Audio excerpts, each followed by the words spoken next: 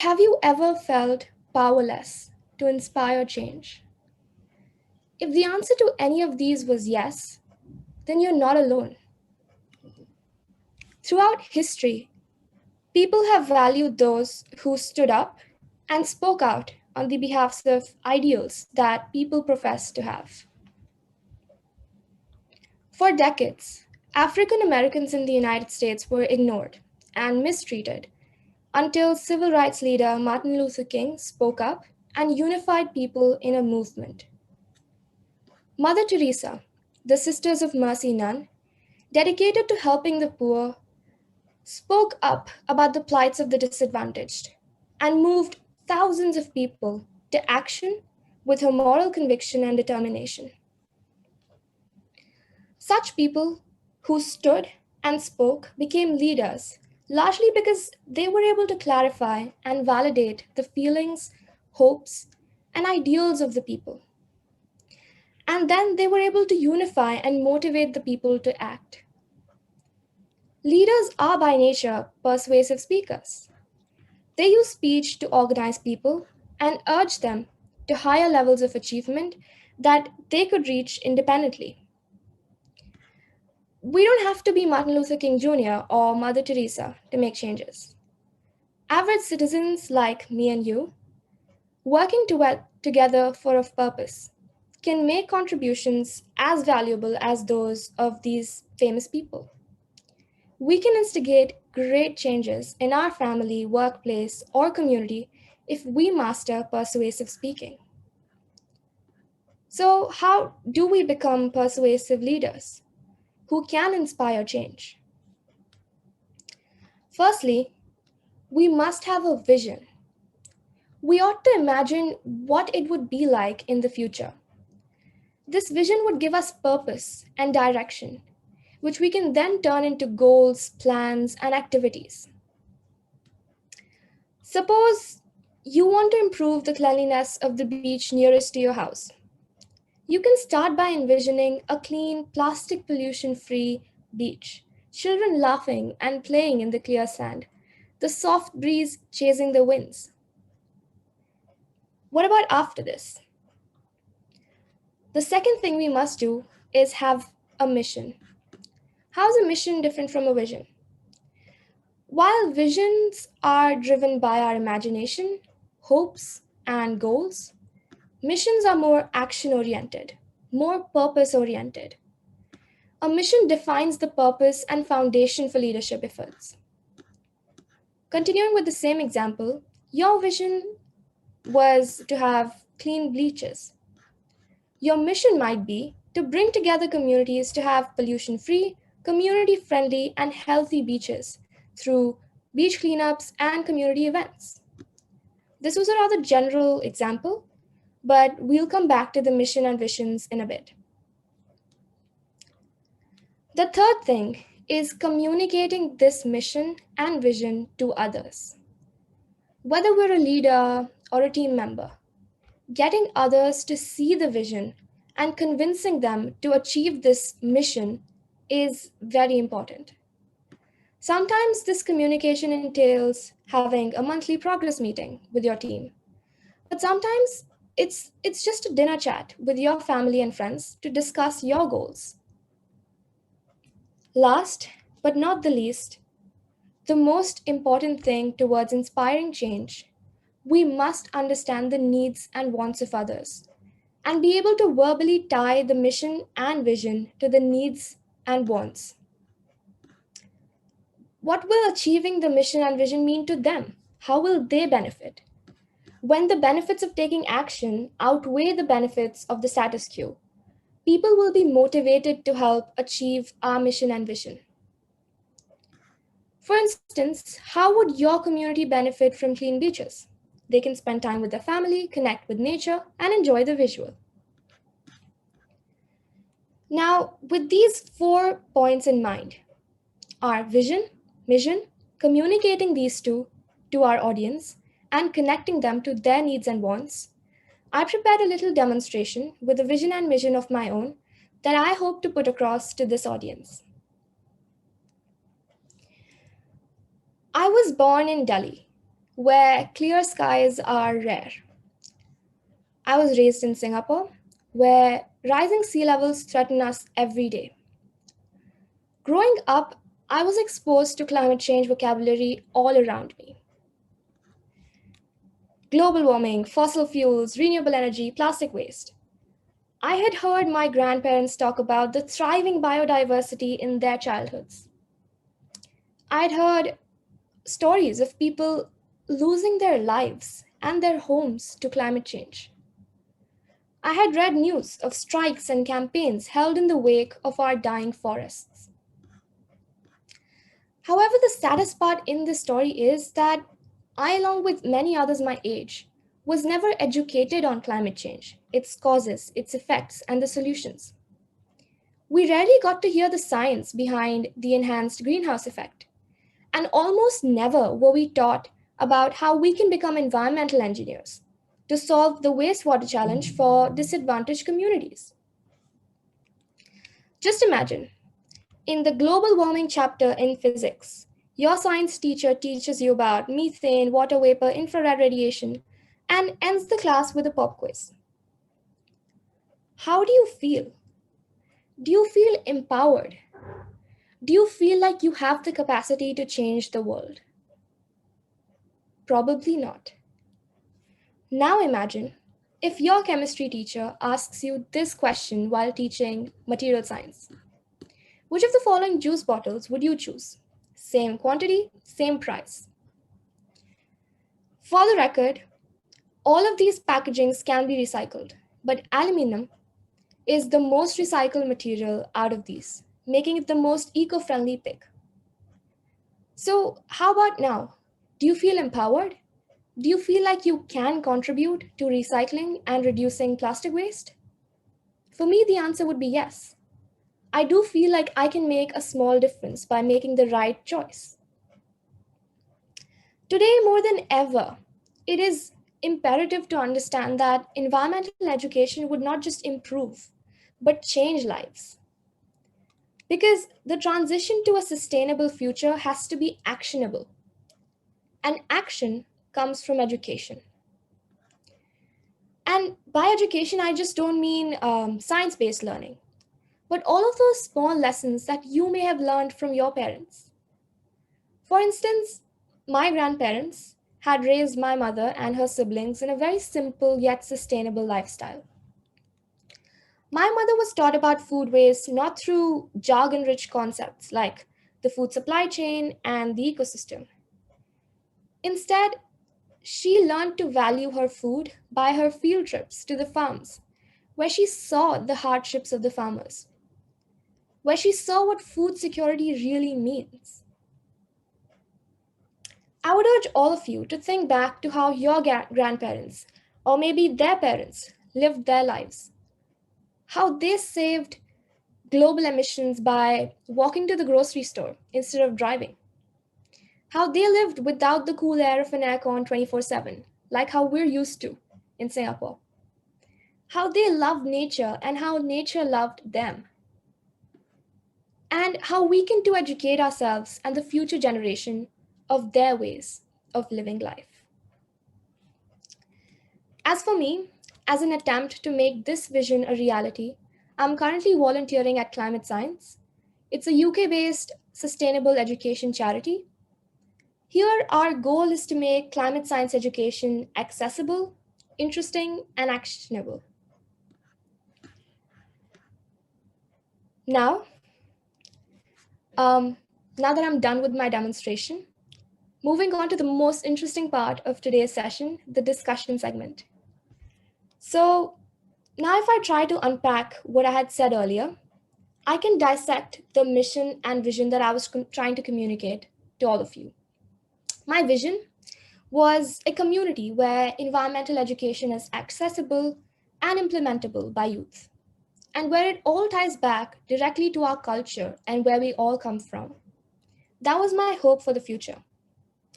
My mission, on the other hand, was to empower communities to adopt a science and culture based approach to climate change and use that education to innovate solutions. Similarly, I would ask all of you to think about a vision and a mission that you are passionate about and that you feel can inspire change. To make things easier, here are some points that you can use to guide your mission and vision statement. To, to start off, we can have a round of discussion on a vision statement of your choice. So maybe we can take 2 minutes, decide on what vision we have for the future, and maybe consider using these points as a guiding, and then start the discussion.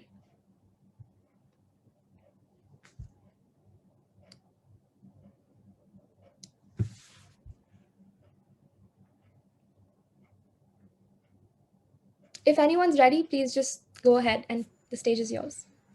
At this point, does anyone have any questions about whatever Khushi has shared?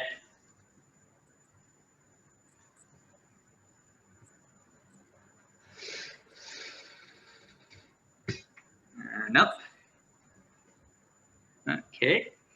So, given the time now, I was thinking whether we could do a breakout room style.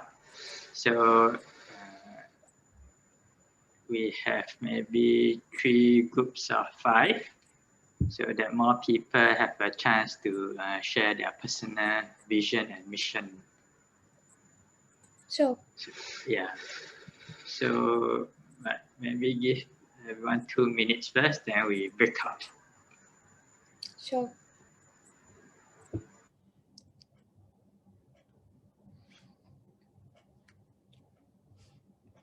Also, just to remind, the other Khushi is the Khushi slides. So it's just me, but not another person.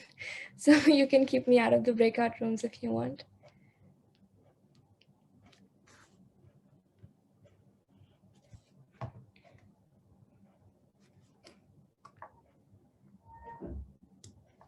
Also, will this slide be on during the breakout rooms in case anyone wants to use it as a guiding point? No. I don't think so. The slide will be off. Yeah, I guess that's why we prepare here where we can see the slide. And once we go into the breakout room, it's just immediately to share. Yeah. But if you want, you can type into the chat. That one will still remain when we break up. Sure, I'll do just that.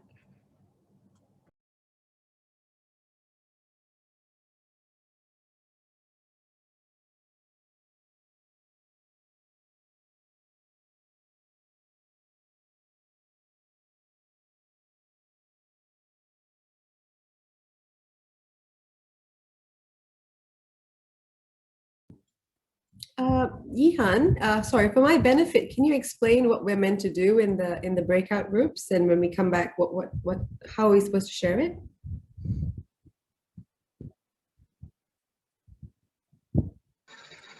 Yes, so when basically Khushi has explained how we can do our personal vision and mission. Yeah. Or is it just vision that you want us to do? So I thought first we could start off with vision. Okay. And then so personal vision. I'm sorry, yeah. Please continue. That's right. So first we can discuss our personal vision, and on the same topic or same issue, we can then draft our mission statement. If it's more convenient, we can do both of these together. So I could just write the mission statement things also. Yeah, maybe let's do both together. I thought actually separating it could be also good. Then you can answer one at a time. Yeah, it's easier to digest.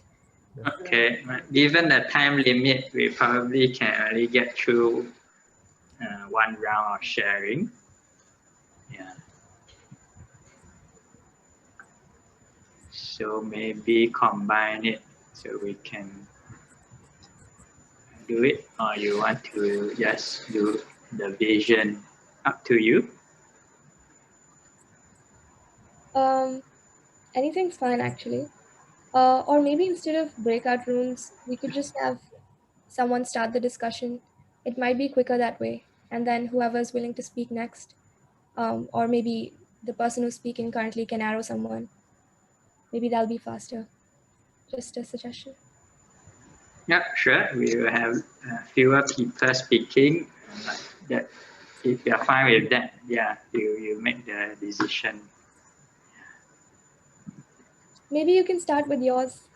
What's your vision for the future? Okay. Already kena arrow.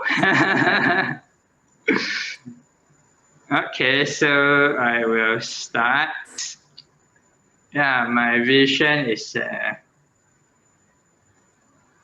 not surprisingly very similar to the vision for me and you, and which where it's a society where people are at peace with themselves and have compassion for themselves and those around them, including naturally Mother Earth and our fellow inhabitants on this planet Earth.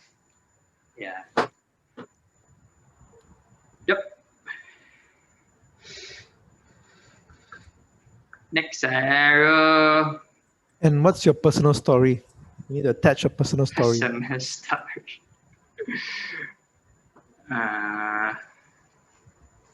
So I guess why this vision is so important for me is because personally I experienced a lot of violence in my childhood. I was bullied. I had teachers who punished me, made me not want to talk. Made me not want to talk in class. And so I experienced firsthand how, like, as a young child, the fear and pain are associated with violence. And so growing up, I realized that there's so much of that we see in the world, the conflict with other people and also exploitation of the environment that happens because we don't have the empathy for others. And so I feel like our problems at the root of it comes from a lack of empathy. Yeah, and that's why it's important for me. Okay, arrow the next person. How about young Joshua?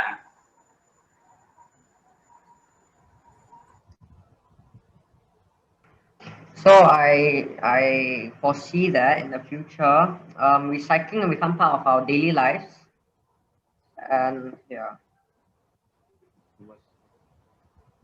And I need a personal story. Okay, so when I went to Taiwan, or Japan, they are really apt in recycling, and the recycling standards are very high, like, and yeah, something that we should aim for and try to achieve. Yeah.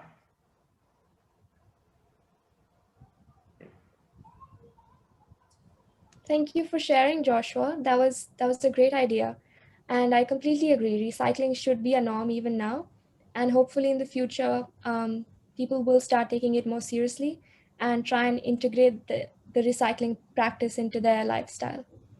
Would you like to arrow someone to go after you? Just pick a name from the video list that you see.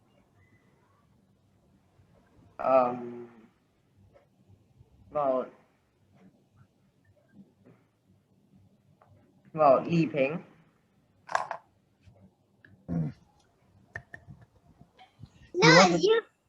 You want the big one or do you want the small one? Yeah, which one? You want the junior or you want the senior?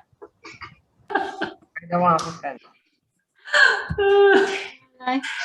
You prepare your script ready, right? No. Huh? You sure or not? Okay, so sorry. Actually, for myself, a personal vision is to be at least 80% vegetarian in my diet. So I guess it's really boils down to how the amount of energy being used to kill chicken, cow, just for our diet. I think the energy food chain is not efficiently used in that aspect. And personal story would then be simply because I think as age is catching up, digestive system is not that good as well. So I think in terms of health-wise, I think that's why going along with a greener diet would be better. Then in terms of for the country or even the world, because I'm in the line of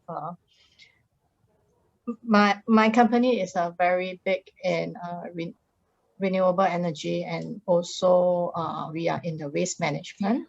So recently I went to Jurong Island to look at one of the incinerator, and yes, it hurts my heart to see the amount of waste being generated, and how hard it is also for the people working in the incinerator, having to sort out the trashes so that they get some second lease of life for those that can be recycled, and those that cannot be recycled and just go into the burning. So in that sense, I echo Joshua's idea of being more active as a nation to be in the recycling front. We are still I honestly also agree that we are still very far behind Japan and Taiwan. Yeah, that's my story.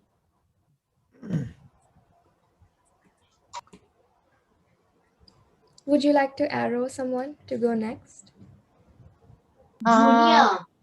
Junior. Raju? Mom, it's supposed to be Junior. Raju? Junior. Hi. Okay. All right. As a vision, I mean, as a vision, I really see us hopefully in the near future or even in the distant future, living in a planet, I think, where we have made enough systemic corrections to at least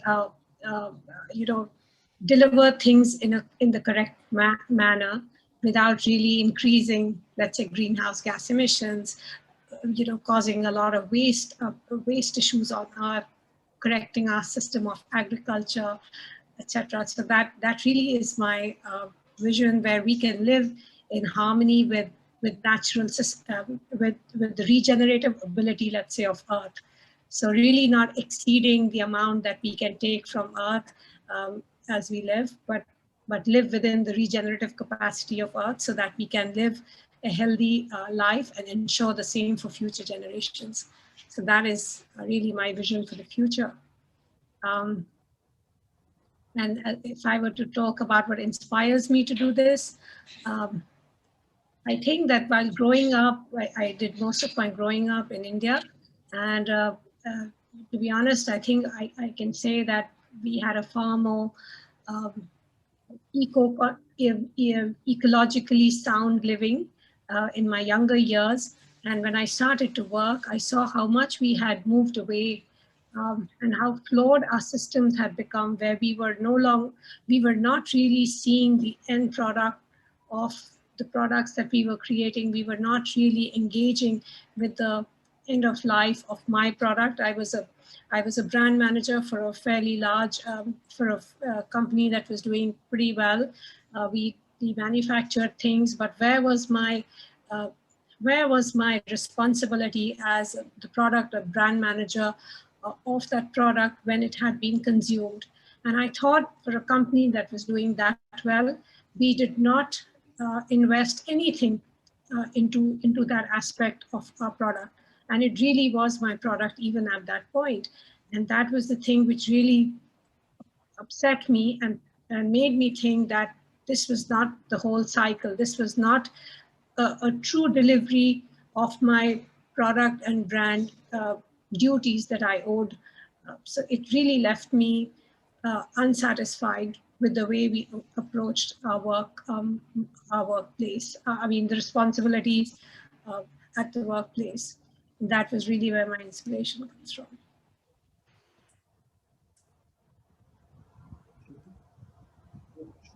Thanks. Who should I nominate next? How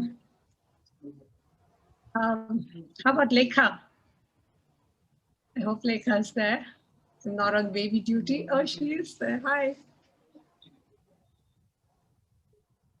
I just finished my dinner. Perfect timing. Okay, my vision for a future. I have big wants, and I hope it's not too ambitious, but I think it's something that we all need for a beautiful world. First of all, I would say we need to reach carbon neutrality, and I'll leave out the technical details, but really we need to move on to green energy. I think that's something that needs to happen hard and fast. By when? 2030? That's probably not achievable for most, but at least by 2040 would be fantastic if the whole world would be powered by green energy. Number two, echoing what Li Peng said, I think it's imperative for a lot of the population, at least 80% of the population, to reach a vegetarian or vegan diet, not just from the energy perspective, but also from water, land use, and also the cruelty aspect. I think we need more empathy for Mother Earth, but also all its sentient beings. So moving on to that would be a timeline, hopefully by 2060, that would be great. And another big goal that I have is for us to be content with what we have. I think a lot of us are obsessed with consumerism and materialistic things. Once we start appreciating and knowing and being happy with what we have, we'll stop buying so many things and causing all this waste and the need to recycle. So just being content and being happy with what we have, stop purchasing. I think it would help us not just with the waste problem and all the others attached to it with the other resources, but also to find contentment and to get more connected with nature and our family and friends. I think that's really the true meaning of life. So timeline for that, again, I wish they could be more ambitious, but I'd say by 2060, and hopefully I can be here around to experience it. So if all those three things can be ticked off, but by the time I leave this planet, I think I'll be very, very happy. Personal story. I think for me, I'm quite interested in carbon neutrality and being energy resilient, and I feel and I know too much about how the energy is hurting Mother Earth, and how pulling up all the carbon stores and putting them into the atmosphere is causing too much of an imbalance. And I just feel that it is quite pressing, and I want my children and their children to enjoy a bit of the life that I used to have when I grew up with my grandparents in Malaysia, and picking fruits and vegetables from the garden and cooking it. And I don't think we can ever go back to that, but I want that to be a possibility where the land is fertile enough and the air is clean enough for kids to enjoy spending time in forests rather than shopping malls. So my personal story is I wish that I could offer or contribute towards building a future for my future children and my future grandchildren that would be similar in some ways to what I used to have when I was growing up. Thank you. I would like to nominate Boone.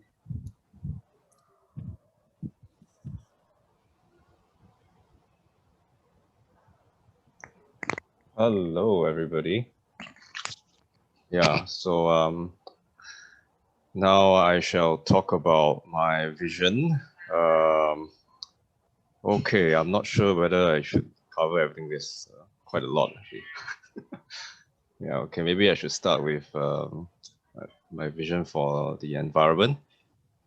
So I think the environment is a very big topic. There are many aspects that people are passionate about. So for me, I'm broadly interested in all the aspects, but I feel that aspects like toxic pollution, like mercury and lead pollution, and pollution from abandoned mines. This is one area that is not as popular as climate change or plastics, but I think it's a quite important topic because there are people who are living near abandoned mines. They are suffering from all the ill effects.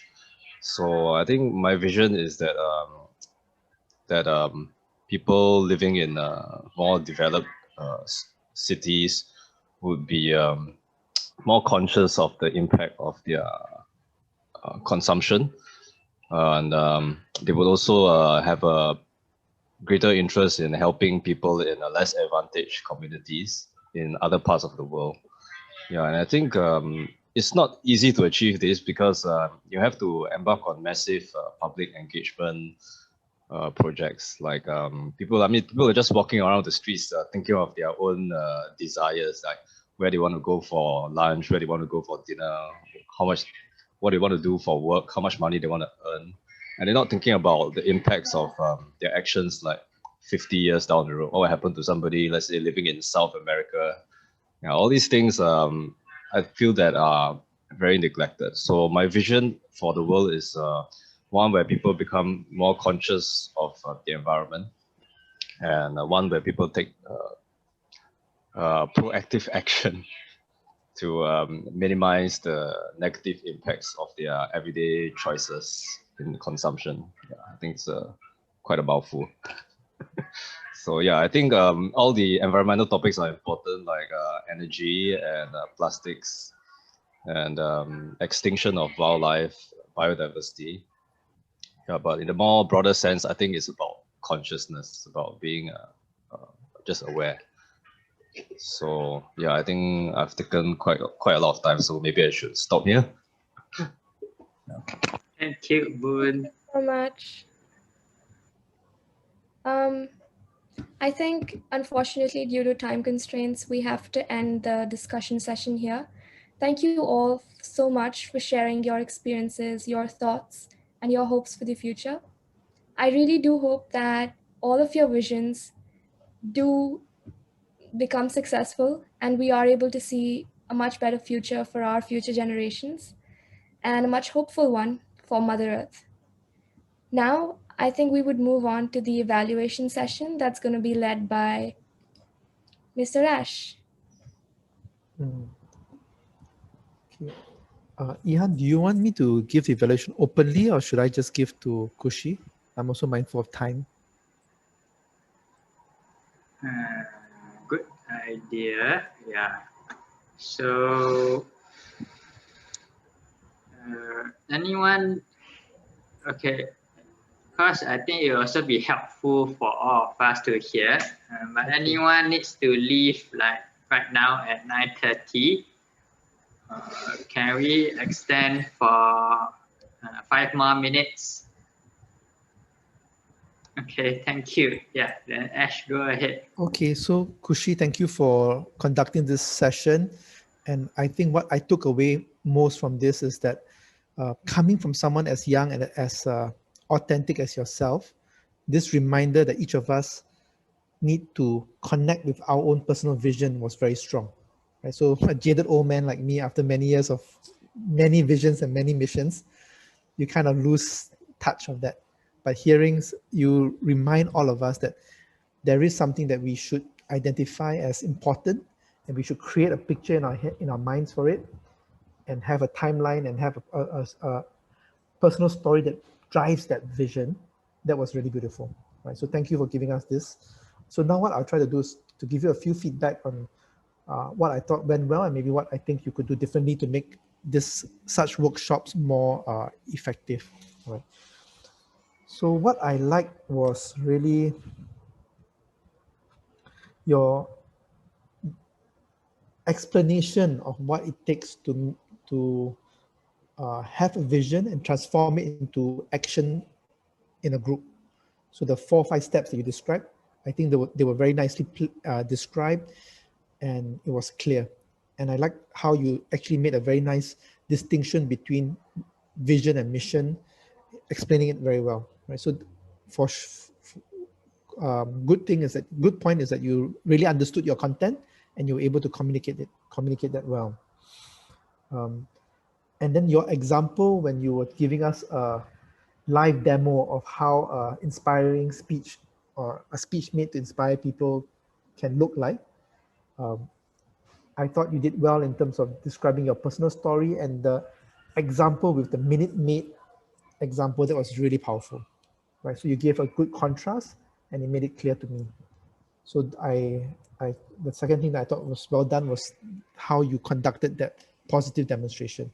Okay. What I also like is some of the phrases that you put into your script. So some of the words were very well chosen. And one example is I think you spoke about your grandparents, and then I wrote this down as you said, how they loved nature and how nature loved them. So I don't know if this was coined or crafted before, but it came across very beautifully. And there was a few others like that. So I can see that you actually, I think you crafted your speech, right? So all these phrases were captured or were designed to convey that emotion, right? A few areas to improve on, and this is maybe a question to you. I noticed at the beginning of your presentation, you had a lot of pause fillers. Were littered into your speech. Almost every sentence had an but after about 5 minutes of speaking, there was no more pause fillers. So something changed. Maybe you can reflect on what happened in the first 5 minutes and what happened after, because that made a very big difference in the way you delivered your content. And the second area that I think you can improve on is the starting of your workshop. I think it was rushed a little bit too much, and many of us were not sure why we needed to listen to you. Right? So in a workshop, you need to make sure that at the beginning, everyone is invested in listening to you and what they need to get from this workshop. So you should spend a bit more time to make sure everybody understands the intent and they have a personal desire to do it. They're invested in it, okay? And the last point I would leave you with is the ending. When you finish your workshop, there needs to be some kind of learning from this process, because the whole intent of the workshop is to help the participants learn a skill. And in this workshop, you're trying to help us learn how to create our own vision and how to communicate it and engage others. Although we did not complete the whole program, but at least for the first piece, there should be some kind of reflection, some kind of learning, so that everybody can understand what are the important parts of this puzzle. Yeah. So these are some feedback. But again, I'm really impressed, and I thank you for reminding all of us that we need to connect with our personal visions. Right. Thanks. Thank you so much. And Ihani, would you like to ask if anyone else has any other feedback for Khushi? Because it's you and me, right? So we are all contributing to this. Yes. Given that maybe there's a time limit, so those who want can stay on. We can have more conversations after that. But first of all, thank you, Ash, for the evaluation. Thank you all who shared their personal vision, including Little Shu-in, who shared in the chat a beautiful personal vision from a young girl. And of course, most of all, thank you so much, Khushi, for bringing us through this wonderful activity that help us connect so much more with one another. Please join me in thanking Khushi once again. And now to end off with the good night cock-a-doodle-doo, I'll hand it back to Steve.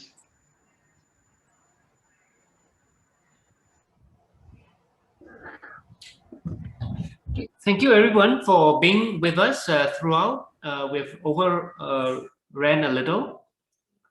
We hope that you will go away and think about what Me&U means to you and how will it play a part in your daily lives, in some of your aspirations, in some of the things you want to do for yourself, really, as well as the community which you live in. And come back to us and see what, even if even if you think that you may not want to be a member just yet, wait and see. Just come and join us in our monthly meetings. So yes, like I mentioned earlier, the frameworks are there in the different categories, but it is up to me and you to shape this into something that is meaningful and is sustainable for the community to embrace, and you like I mentioned, snowball and have an impact in society in your own small way. Okay, so with that, we end this inaugural Me&U meeting with saying pleasant evening to Me&U.